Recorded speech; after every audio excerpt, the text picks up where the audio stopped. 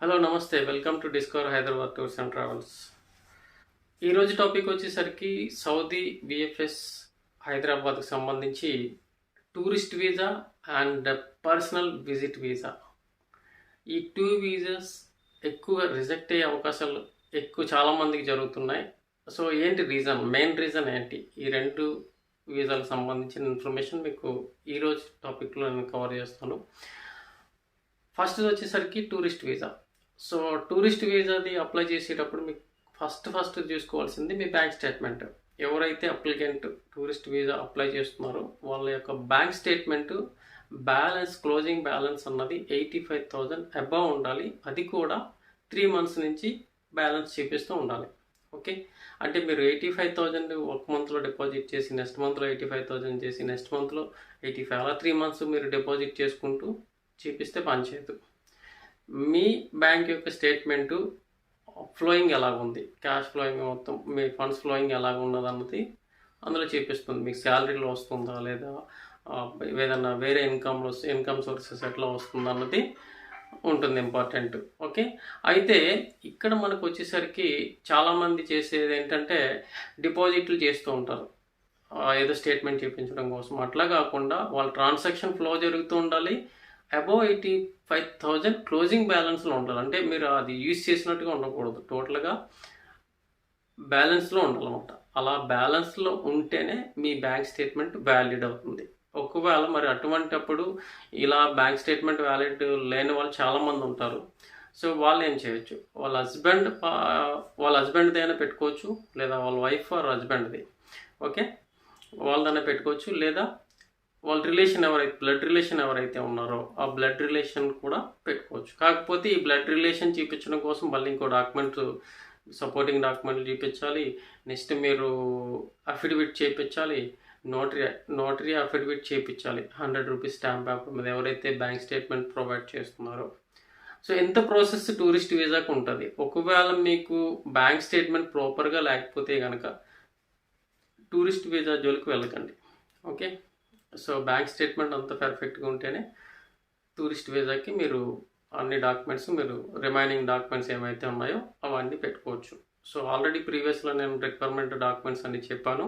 So ఇది మళ్ళీ ఎందుకు రిపీటెడ్గా చెప్తున్నానంటే ప్రజెంట్ ఉన్న సిచ్యువేషన్లో ఎక్కువ రిజెక్షన్ దీని కారణంగా జరుగుతుంది కాబట్టి మీకు ఈ ఇన్ఫర్మేషన్ ఇస్తున్నాను. నెక్స్ట్ వచ్చేసరికి పర్సనల్ విజిట్ వీసా. అంటే పర్సనల్ విజిట్ వీసా అన్నది యాక్చువల్గా అక్కడ మన సౌదీ సిటిజన్ ఎవరైతే ఉన్నారో ఆ సౌదీ సిటిజన్ ఎవరినైనా పిలిపించుకోవచ్చు. ఓకే, పర్సనల్ విజిట్ వీసాని ఇష్యూ చేయొచ్చు. పర్టికులర్గా వాళ్ళకి సమ్ పర్సన్ కావాల్సి వచ్చారు, సో వాళ్ళు ఒకసారి సౌదీకి రప్పించుకోవాలనుకుంటున్నారు. సో సౌదీ సిటిజన్ అయ్యి ఉండి వాళ్ళు పర్సనల్ విజిట్ వీసాని ఇష్యూ చేస్తే కనుక ఆ పర్సన్కి సౌదీ వెళ్ళొచ్చు. ఓకే, అయితే ఈ పర్సనల్ విజిట్ వీసా అన్నది బయట కొంతమంది వేరే కఫీల్ ద్వారా ఇస్తున్నారు. అయితే ఇది ఇక్కడ వాళ్ళ కఫీల్ యొక్క పతాగా, అంటే నేషనల్ ఐడి, సౌదీ సిటిజన్ యొక్క నేషనల్ ఐడి ఏదైతే ఉంటుందో దాన్ని అరబిక్లో పతాగా అంటారు. సో ఈ పతాగా అరబిక్లో ఉన్న నేమ్ ఏదైతే ఉందో పర్సనల్ విజిట్లో నేమ్ కూడా సేమ్ ఉండాలి. ఆ వీసా పేపర్ ఉంటుంది కదా, ఆ వీసా పేపర్లో ఉన్న నేమ్ కూడా సేమ్ ఉండాలి. అందులో ఏదన్నా సంథింగ్ మిస్టేక్స్ ఉంటే కనుక రిజెక్ట్ అవుతుంది. ఓకే, సో అది కరెక్ట్గా ఉందా లేదా చూసుకోండి. ఓకే, కరెక్ట్గా లేకపోతే కనుక రిజెక్ట్ చేస్తున్నారు. నెక్స్ట్ ఇంకొక ఆప్షన్ ఏంటంటే అందులో మీకు పర్సనల్ విజిట్ వీసాలో అక్కడ యొక్క ఆక్యుపేషన్ అన్నది మెన్షన్ చేయట్లేదు. So occupation unemployed. Okay, so unemployed అన్నది మెన్షన్ చేయాలి. ఒకవేళ employ or unemploy, student something అలాగా మెన్షన్ చేస్తుంటారు. బెటర్ ఏంటంటే అన్ఎంప్లాయ్ అనేది మెన్షన్ చేయాలి. అన్ఎంప్లాయ్ కాకుండా మీరు అది ఖాళీగా ఉందంటే కనుక యాక్సెప్ట్ చేయరు. ఓకే, కంపల్సరీ దాంట్లో మీరు అన్ఎంప్లాయ్ అనేసి మెన్షన్ చేయాలి. అరబిక్లో యాక్చువల్గా ముగ్దత్. ఓకే, సో ఇది యాక్చువల్గా మీరు ఇదే వర్డ్ మీరు అరబిక్లో గూగుల్లో ట్రాన్స్లేట్ చేస్తే స్పెసిఫైడ్, నాట్ స్పెసిఫైడ్ అనేసి వస్తుంది. కానీ వాళ్ళు చెప్పిన ఆప్షన్ వచ్చి ఇలాగే చెప్పారు. ఓకే, అయితే ఇక్కడ మనకి మెన్షన్ చేయవలసింది, సో అన్ఎంప్లాయిడ్ అని మెన్షన్ చేస్తే బెస్ట్. అక్కడ ఏమీ మెన్షన్ చేయకుండా ఉంచారంటే కనుక ఆ పర్సనల్ విజిట్ వీసా అన్నది రిజెక్ట్ అవుతుంది.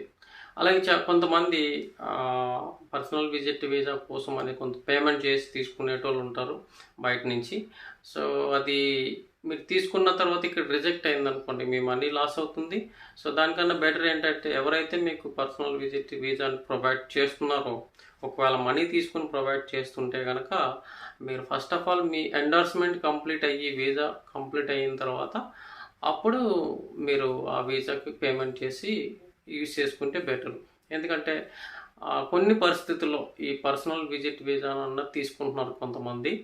రీజన్ ఏమిటంటే మేబీ వాళ్ళ ఫ్యామిలీ విజిట్ వీసాకి సంథింగ్ సర్టిఫికెట్స్ ఎవరు కావాల్సి రావటం, లేదా పాస్పోర్ట్లో నేమ్స్ మిస్టేక్స్ ఉండటం, ఇటువంటి ప్రాబ్లమ్స్ జరుగుతుంటున్నాయి. ఓకే, మోస్ట్లీ చాలామందికి ఈ family visit visa, next family residence visa, వీళ్ళు సౌదీ పిలిపించుకోవడానికి వాళ్ళ ఫ్యామిలీ మెంబర్స్ వాళ్ళు పిలిపించుకోవడానికి అప్లై చేస్తుంటే మోస్ట్లీ రిజెక్షన్ జరగటం రీజన్ ఏంటంటే మీ పాస్పోర్ట్లో నేమ్స్ మిస్టేక్స్ ఉంటాం, స్పెల్లింగ్ మిస్టేక్స్.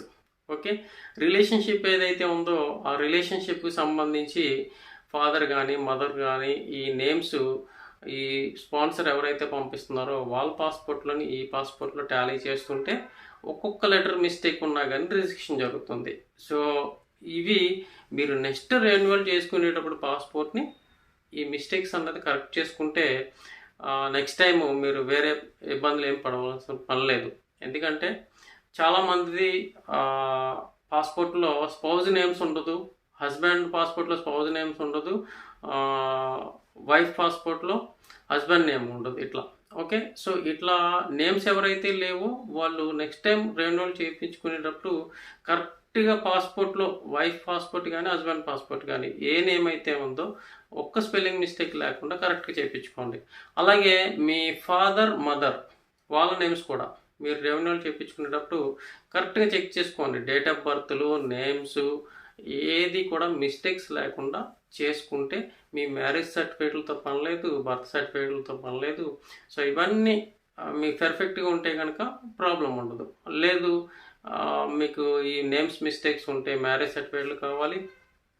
ఓకే, సో మళ్ళీ కొంతమంది ఈ పాస్పోర్ట్లో నేమ్స్ కరెక్ట్గానే ఉంటుంది, కానీ మ్యారేజ్ సర్టిఫికేట్ వచ్చేసరికి అటెస్టేషన్కి ఇచ్చేటప్పుడు కరెక్ట్గా ఫస్ట్ పేజ్లో ఏమైతే నేమ్స్ ఉన్నాయో అదే నేము ఈ మ్యారేజ్ సర్టిఫికేట్లో ఉండాలి, అదే డేట్ ఆఫ్ బర్త్ పాస్పోర్ట్లో ఉన్న డేట్ ఆఫ్ బర్తే ఈ మ్యారేజ్ సర్టిఫికేట్లో ఉండాలి. ఒకవేళ మీ పాస్పోర్ట్లో నేమ్ డిఫరెంట్ ఉండి మ్యారేజ్ సర్టిఫికేట్లో డిఫరెంట్ ఉందనుకోండి, అది అటెస్టేషన్ చేసినా కానీ పనిచేయదు. ఓకే, సో మీరు ముందు వీసా అప్లై చేసేటప్పుడు ఏదన్నా ఫ్యామిలీ విజిట్ వీసా కానీ రెసిడెన్స్ వీసా కానీ ఓకే ఏదైనా అప్లై చేసేటప్పుడు ఫస్ట్ మీరు చూసుకోవాల్సింది మీ పాస్పోర్ట్లో అన్ని నేమ్స్ చూసుకోవాలి. అడ్రస్ పేజ్లో ఉన్న నేమ్స్ ప్లస్ మీ రిలేషన్షిప్ కరెక్ట్గా ఆ నేమ్స్ అన్నీ మ్యాచ్ అవుతున్నాయా లేదన్నది చూసుకోవాలి. ఇవన్నీ చూసుకుంటే మీకు ఎటువంటి ఇష్యూస్ ఉండవు. ఓకే, ఫస్ట్ మీరు వీసాకి అప్లై చేసే ముందు. ఓకే, ఇన్ కేస్ మిస్టేక్స్ ఉన్నాయంటే దాని రిక్వైర్డ్ డాక్యుమెంట్స్ ఏంటన్నది మీ యొక్క ట్రావెల్ ఏజెంట్ను లేకపోతే ఎవరన్నా మమ్మల్ని సంప్రదించినా కానీ మేము దాంట్లో ఏదైతే మీకు బెటర్ ఆప్షన్ అన్నది ఏది అప్లై చేసుకుంటే మీకు ఏది ఇష్యూ సాల్వ్ అవుతుంది అన్నది మేము చెప్పగలుగుతాం. Okay, thank you for watching.